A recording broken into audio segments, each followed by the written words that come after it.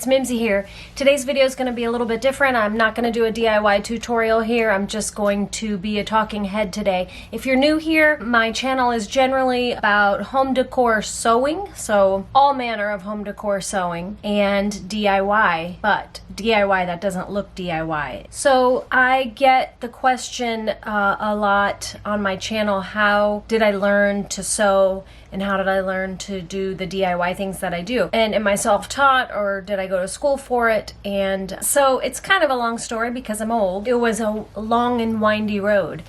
So my mom was a seamstress all her life, and she owned a home decor sewing workroom, owned and operated a home decor sewing workroom for years.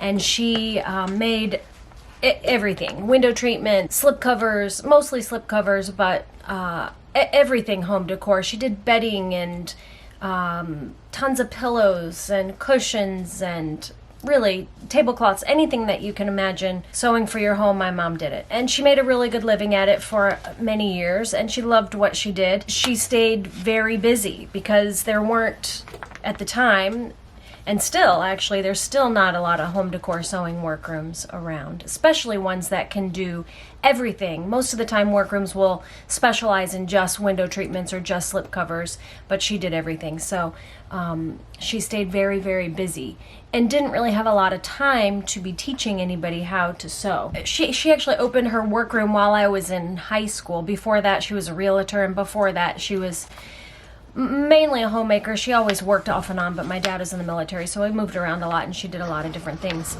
And she could do everything. And that's where I learned to push up my sleeves and just give it a try, because that's the way she was. So I went to college for art, and when I was in college, a gal from my church asked if I would paint a mural for her in her huge brand new lakefront home. So I reluctantly took the job. Had never painted a mural of that scale before, and that kind of launched my mural painting business. That was in the 90s, the mid-90s, and that was back when faux finishing, remember when everybody was doing sponge painting really horribly? Well, faux finishing was the rage then, and so I did a ton of rustic Venetian plaster, a ton of murals, a lot of that was when everything was under the Tuscan sun themed, like everybody wanted a wine room with faux block and brick and cracks and all that. So I was doing that. I also painted a ton of kitchen cabinets. I mean, I did all kinds of painting at that point in my life. So I painted murals and faux finishing for 10, 15 years.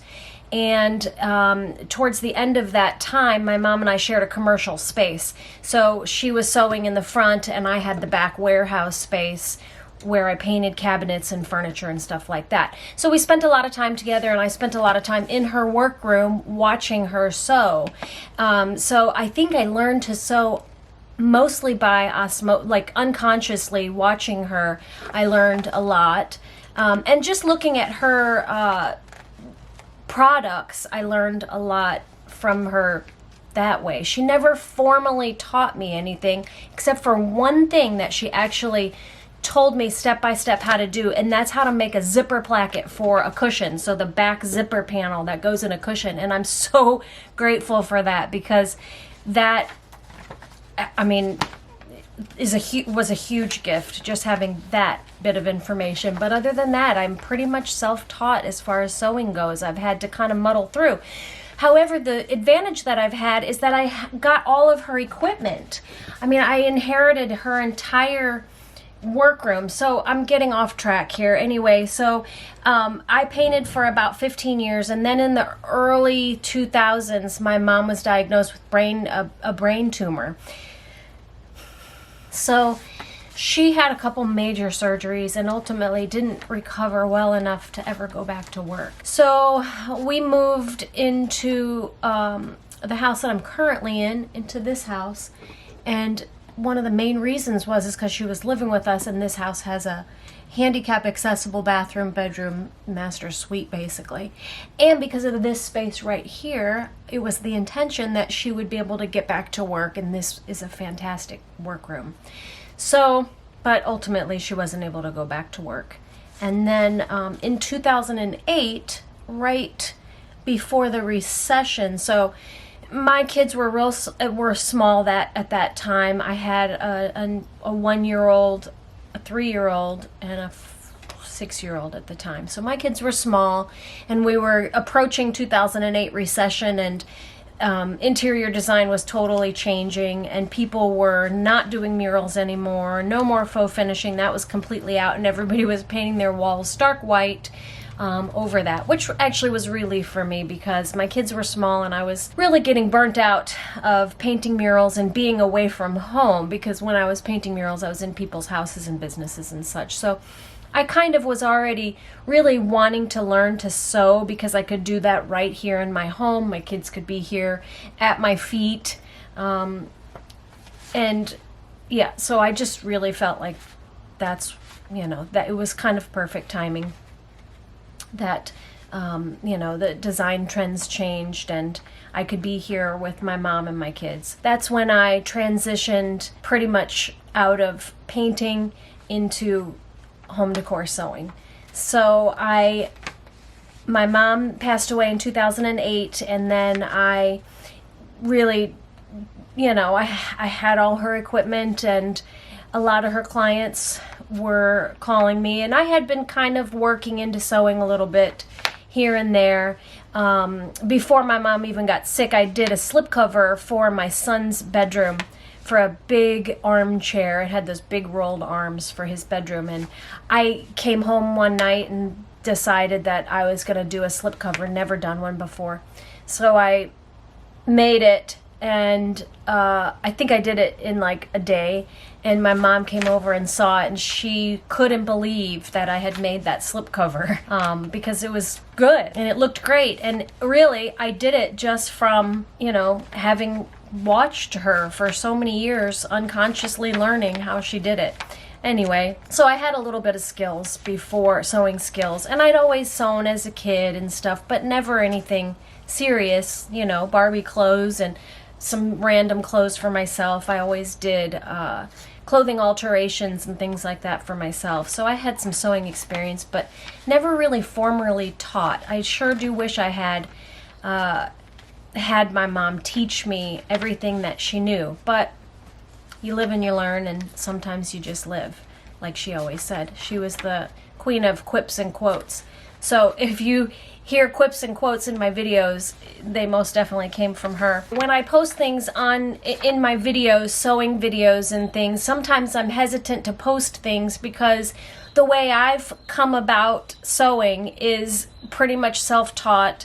And so a lot of times I'm not completely sure that's the way it is done professionally. There are a lot of things I know that are, because there's a lot of things that I know that all workrooms do that's pretty standard procedure, but there are some things that I'm like, this is the way I do it, and it works. And I know there's 100 ways to do things. So anyway, that's why I sometimes hesitate to post things, because it's something that I've taught myself, and that's just the way it is. So, and then a whole nother aspect of my career is when I was first married and I knew that we were going to have kids one day. My husband's also self-employed, and so I figured I needed to have some health insurance. So I just out of the blue applied for a job with a major airline. And I was hired and took the job and worked for this airline for 20 years, very part-time, because I started in the year 2000. In 2001, I was furloughed after 9/11 and was off for, I think, close to 2 years. So I didn't get paid, but I was still an employee. I didn't lose my seniority, and I still had flight benefits, still had my insurance. And I worked for this airline until I retired during COVID. So I was a part-timer. I worked at home most of the time because I worked in the reservations division, so I was able to be at home, which was fantastic. And I always worked kind of crazy hours when I did, and gave away a lot of hours so that I could do all these other things, operate my workroom and my everything. So, but that was a real blessing to my life because I had health insurance through it. and the flight benefits, which was just a huge blessing. And you know, when you talk about these things, you can really look back at your life and you can see the hand of God all over it. Then shortly after my mom passed away, my neighbor, who's now my good friend, she was in the event business, and we would see each other in the neighborhood and at the bus stop, and our kids went to the same school. And so I was actually, one of the times when I was furloughed from the airline right after 2008, when the recession happened and the airlines were just hit really hard, I was furloughed and I was working at Home Depot, because I had worked at Home Depot right after high school, and loved it. I learned so much working for Home Depot.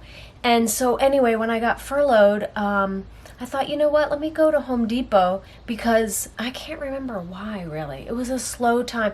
Well, it was right after my mom died, and so my sewing was slow, and I thought, you know, I'm going to go to Home Depot again and work there for a little while. So I did that for a year while I was on furlough from the airline. Anyway, my neighbor saw me there, and she was into the Home Depot early in the morning and had the strangest things in her cart. And I asked her about it. I was like, what are you up to with all this stuff? And she said, oh, I have an event, and it's a Willy Wonka theme. And so she was making these giant mushrooms. And anyway, she asked me if I wanted to work the event with her.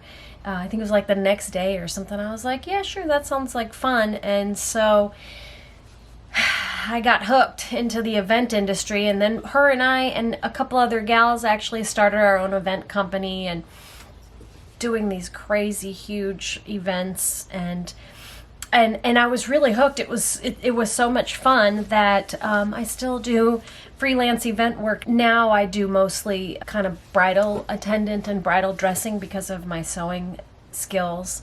So, but I do all kinds of different event work, and it's just freelance. So event planners call me and say, are you available this day or that day? And so I do that. And it's mostly on the weekends, so my weeks are free to be sewing and doing the other things that I do. So yeah, but yeah, the Home Depot job is how I learned a lot of the DIY skills that I know how to do.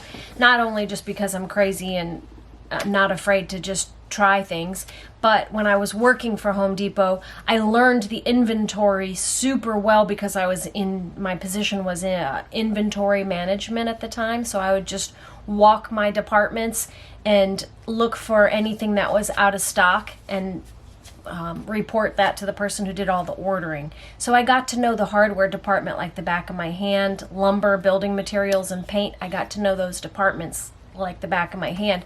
So I would look at the products and, you know, be able to see, oh, that's what this product is for. So just knowing what's available out there to do certain projects is huge. So that's why my DIY knowledge is a little bit maybe more than just the average person, because I know the Home Depot products so well.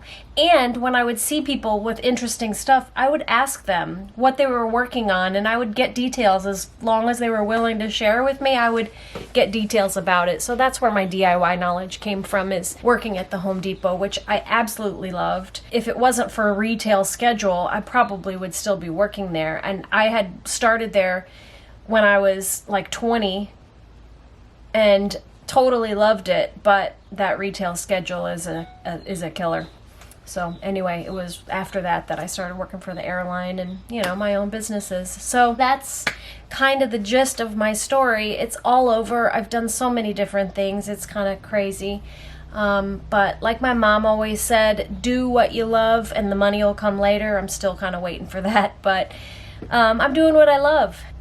So anyway, that's my story, and if you want to follow along with more of my inside scoop on my DIYs, I'm at Mimsy & Co. Follow me over there, and if you have questions, if you're doing a DIY and you have questions about what you're working on, I'm happy to answer those questions. I love doing that. So DM me on Instagram or leave it in the comments below, and I'll get back to you.